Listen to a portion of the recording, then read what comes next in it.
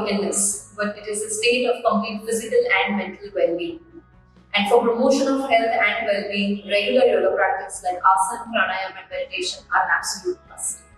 Illness, recovery, immunity have never been more relevant than today's times, when we are all struggling with the way COVID-19 has punctured our health.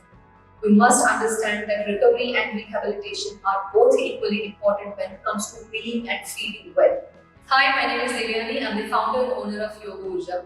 Yoga Urja and Sakar have come together to bring you a 2 months post-COVID recovery program.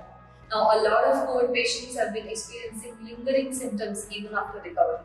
Those are shortness of breath, palpitation, loss of sleep, loss of concentration, brain fog, weakness, muscle loss, etc. Now, this 2 months recovery program is systematically and progressively planned from the first week till the last week. This is going to be for 2 months and online. So, wherever you are in the world, you can attend it. This is going to be primarily with the aim to retrain the patients for their respiratory restoration. Check out all the information on this link and register. We'll see you on the 12th of July. That's when we start. Thank you.